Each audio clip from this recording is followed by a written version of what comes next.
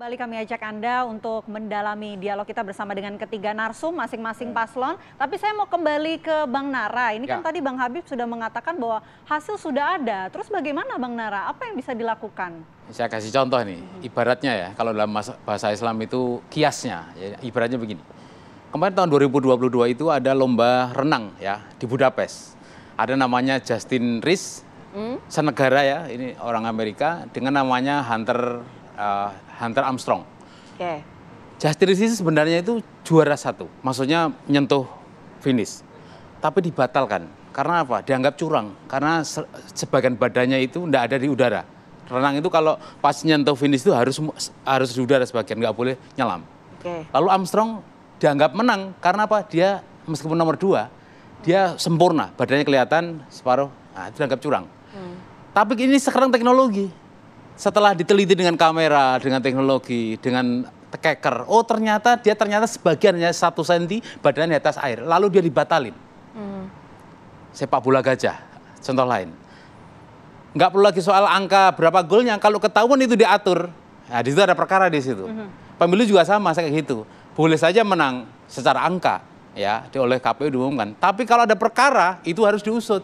Jangan sampai menangnya itu karena kecurangan. Nah, perkaranya itu kan harus ada prosesnya begitu kan? Ya, artinya betul. Perkaranya itu dimulai dari ketika tidak terima dengan hasilnya atau pada sebelum hasil. Jadi lebih jelas gitu kemananya. Kalau ini kan pemilu nggak bisa dihentikan kan, sampai diumumkan oleh KPU kan. Maka setelah itu kan ada jalan lain. Bisa kalau di sini angket di DPR, kemudian di MK, 3 hari kita diberi waktu. Boleh, jadi masih ada tahapan seperti itu. Banyak negara kok yang pernah membatalkan pemilu gara-gara kecurangan. Tahun 2017 ya itu Kenya, tahun 2019 Bolivia, tahun 2004 itu Malawi kalau nggak salah. Ada 4, 5, 6, baru saja 5 tahun terakhir. Ada 5 sampai 6 negara membatalkan pemilu gara-gara kecurangan. Jadi banyak contoh, jurisprudensinya banyak. Kita dengarkan. Apa sih buktinya yang kemudian nanti akan nanti di MK dong, jangan sekarang. Masih rahasia ya? Iya rahasia loh. Kita dengarkan Mbak Magdir. Pasti kita valid. Kira-kira dari tim sendiri sudah mempersiapkan buktinya seperti apa sehingga bisa dibawa ke MK. Karena kan kalau misalnya apa sesuatu yang disengketakan itu harus ada bukti yang sangat clear gitu. Ya, kalau orang lain melihatnya memang ya dari apa yang disebut Habib tadi, undang-undang pemilu kita memang mengatakan bahwa yang dipersoalkan itu adalah selisih angka.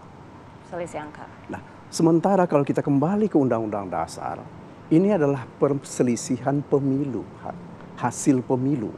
Kalau kita bicara tentang hasil, sebelum ada hasil ini ada proses.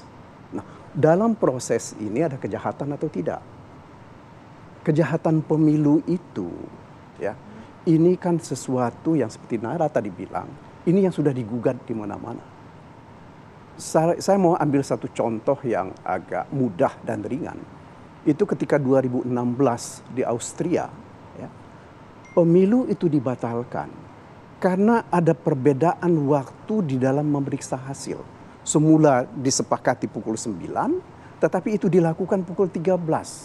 Kemudian begitu juga hal pengirimannya. Nah, mereka melihat dalam hal seperti ini ada kejadian-kejadian yang membuat orang merasa ada sesuatu yang tidak beres. Oke. Berarti prosesnya ini sudah terekam gitu dalam suatu bukti yang Iya otentik pastilah. begitu, artinya akan itu saya gitu? kira begini. Ini satu hal. Saya kira Hendri tadi malam dia sudah bicara di Metro TV.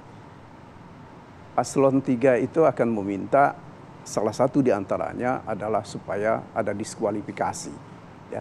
Nah, diskualifikasi ini tentu kan kami punya argumen, punya alasan yang nanti akan disampaikan ke MK. Ya. Tapi sekali lagi, bagaimanapun juga kita ke MK ini adalah sebagai upaya kita menunjukkan bahwa kita ini adalah orang-orang beradab. Ya. Menyelesaikan persoalan dengan cara beradab. Ya. Meskipun apa yang kita alami selama ini ada kebiadaban. Ya, kebiadaban ini kita selesaikan secara beradab. Jadi saya terus terang, kalau Nara tadi mengatakan pemilu 2019 itu mahkamah kalkulator. Yang saya khawatir sekarang ini kita pakai SIPOA. Ya. Tambah parah tuh. Itu akan tambah parah lagi melakukan penghitungan. Jadi sehingga saya mau katakan begini, persoalan pemilu itu bukan hanya soal hitungan. tetapi adalah soal proses, ya. Dan apa yang terjadi dalam proses ini? Kalau saya tidak salah tadi Nara sudah menyebut Malawi. Di Malawi itu dibatalkan. Karena salah satu di antaranya banyak sekali perubahan angka dengan menggunakan tip X. Oke. Ya. Nah, begitu juga misalnya di Kenya. Karena begitu banyak aparat negara yang ikut cawe-cawe di dalam proses Oke, Bang pemilu. Habib. Nah, ini saya kira yang Habib kita mesti mungkin lihat. bisa Ya, tadi menanggapi. ada dibatalkan, didiskualifikasi begitu. Jadi gini, saya orang hukum ya, saya sangat menghindari penggunaan analogi. Membandingkan sesuatu yang tidak sebanding. Apalagi dengan berenang, apalagi dengan situasi di negara lain. Acuan kita dalam berhukum di Indonesia adalah peraturan perundang-undangan yang ada di Indonesia. Baik konstitusi maupun undang-undang pemilu dan aturan-aturan yang ada di bawahnya. Oke. Apa yang disebut-sebut misalnya persoalan pada proses, sebetulnya sudah kita antisipasi ketika kita merumuskan Undang-Undang Nomor 7 Tahun 2017. Itu undang-undang yang sangat sempurna menurut saya karena semua detail. Pelanggaran administrasi ada cara penyelesaiannya. Sengketa proses ada cara penyelesaiannya. PHPU ada cara penyelesaiannya. Dua yang pertama ini di Bawaslu. Jadi saya juga heran kenapa teman-teman nggak menggunakan Bawaslu sebagai instrumen secara maksimal menyelesaikan apa yang disebut sengketa proses. Misalnya tadi teman-teman bolak-balik yang selalu diputar adalah soal MK yang memungkinkan Gibran menjadi wapres, dianggap membuat cacat. Diatur di 469 bahwa terhadap produk KPU mengeluarkan SK yang dianggap cacat, para pihak berhak mengajukan keberatan yang namanya sengketa proses, pengajuan gugatan. Hal tersebut tidak dilakukan, ya kan ya. Begitu juga berbagai pelanggaran administrasi yang diklaim, ya kan. Walaupun di sisi lain kami juga mengklaim banyak juga pelanggaran atau meminjam bahasa abang saya Bang Magdir kebiadaban. Banyak juga kebiadaban yang menjadikan kami sebagai korban. Ya. Itu penyelesaian memang bukan di MK. Jadi kita konstruksi kita bernegara berhukum itu sejak 2017 dibikin cukup sempurna menurut saya bahwa yang ribet, yang panjang dan banyak masalah haruslah diselesaikan sebelum pencoblosan.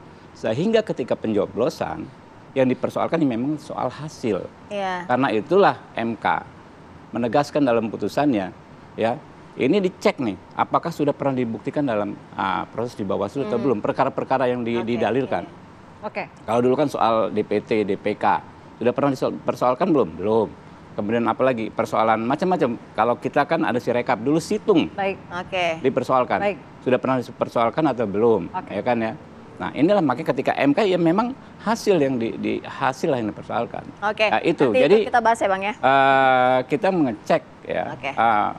Kamar-kamar penyelesaiannya di mana. Makanya Oke. bagi kami ketika kawan-kawan nggak ke Bawaslu, walaupun heran, ya kami gembira juga dalam hati. Oke, Kenapa Bang kok Habib. nggak diselesaikannya di Bawaslu? Gitu. Iya. Sehingga kerja kita di MK menurut kami sih sekarang ya nggak terlalu berat. Baik. Oke, Insya Allah ya. nanti kita lanjutkan. Kenapa dari awal nggak ke ceritanya ya. Bawaslu? Iya. Mungkin nanti bisa dijawab usai jeda pemirsa. Tapi apa kabar Indonesia pagi harus jeda terlebih dahulu. Kami kembali sesaat lagi. Udah mau live nih.